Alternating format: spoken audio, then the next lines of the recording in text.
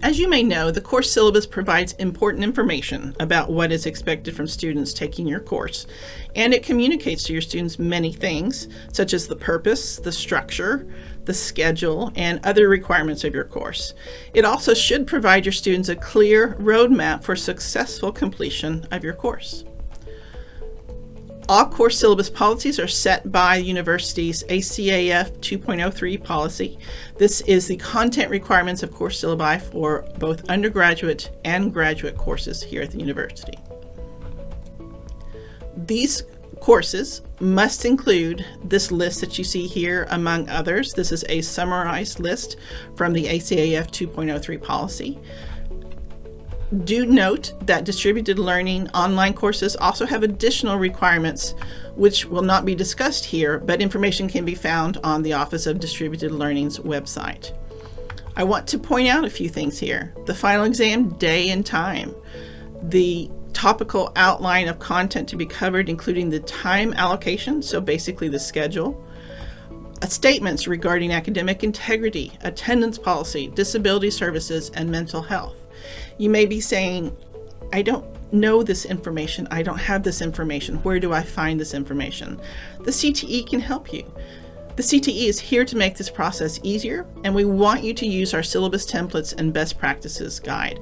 These templates are ADA accessible and include sample statements that meet syllabus best practice recommendations. So where are these? These syllabus templates can be found at the CTE's website in the Teaching Resources link. Go to our website, sc.edu/CTE, and go to our Teaching Resources, scroll down, and you'll see syllabus templates. As you see here, syllabus templates, there's several aspects of this website which we will talk about.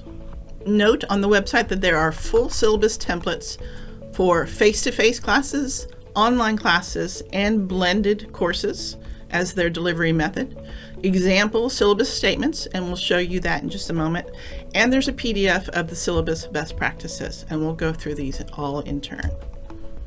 So the syllabus templates themselves, we have, as mentioned, the face-to-face course syllabus template, as well as the online and blended course syllabus. And this is what those documents look like. These are Word documents.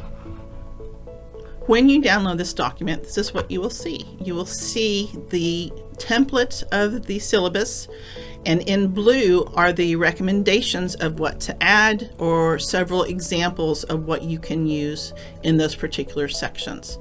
So have a look at that document when you download it. These are the course schedule templates. So going back to the requirements of what is expected in a syllabus, the topical outline of the content to be covered, including the time allocation, so basically the schedule of topics.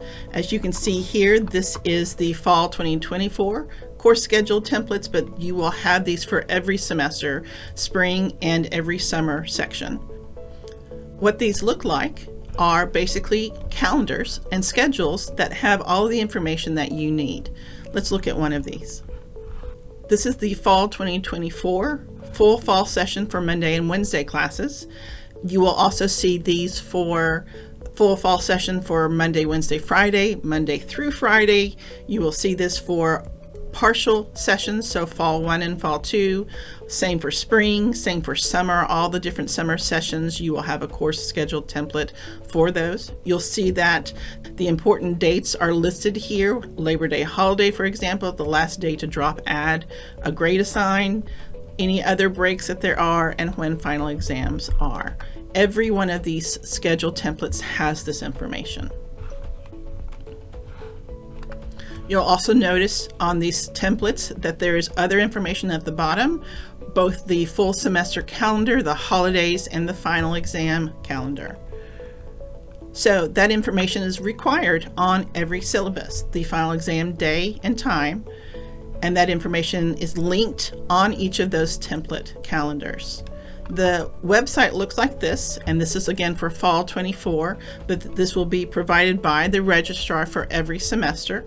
So say, for example, your class is a Tuesday, Thursday class. When you click on that, you'll see the day and time of your final exam for your course.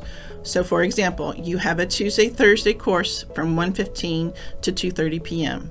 That means that your final exam is Tuesday, December 10th at 12:30 p.m. Final exams are 2.5 hours long, so that means that your exam will last from 12:30 to 3 p.m. on Tuesday, December 10th. Also required in your syllabus are syllabus statements.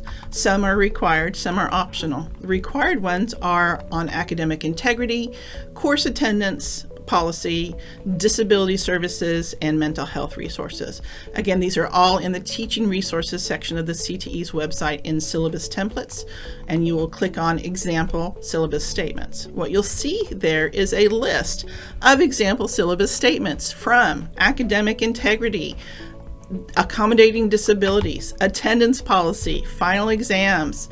We even have syllabus statements for AI, inclusivity, mental health. All of these are written by the specific campus offices associated with them. For example, the Office of Academic Integrity wrote the policy for the academic integrity syllabus statement, similar to the mental health. The University Health Services provided the mental health syllabus statement that you see here. So what you'll see when you click on the example syllabus statements is the list of these, and when you go to one in particular, you'll see examples of what verbiage they have provided for you, and they give you examples of different variations that you might encounter. So use these, copy and paste these straight into your syllabus of the ones that are important for your course, along with the required ones required by USC policy. Finally, there are what we call best practices of what you need to put into your syllabus. This also is in the syllabus templates link. You'll see links to actually access the PDF of the syllabus best practices. And so what that looks like is a PDF that you can download that has what you should include in your syllabus.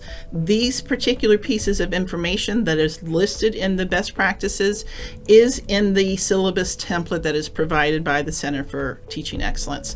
The ones that are required by USC policy are the ones that are asterisked. This is the PDF. This is what it looks like. And again, you can see these are best practices, what would be good to include, as well as what is required to be included. And again, before completing your syllabus, please make sure you review the syllabus best practices and the template related to your course teaching mode, whether it's face-to-face, online, or blended, and make sure you have all these sections in your syllabus. If you need additional help, whether it's with course design, making sure your syllabus has everything that you need, you can request a consult with a CTE instructional designer. So on the CTE website, you go down to consultations below teaching resources, click on that, and it will take you to the website where you can request a consultation on your course, on the design of your course, whether it's a general teaching consultation or whether it's Blackboard course development assistance. The CTE is here to help. You can request this consult through our webpage. Always feel free, however, to email the CTE at any time. We're here to help. Our email address is cte@mailbox.sc.edu, and we will happily answer whatever questions you have or help direct you to a consult with an instructional designer. Thank you.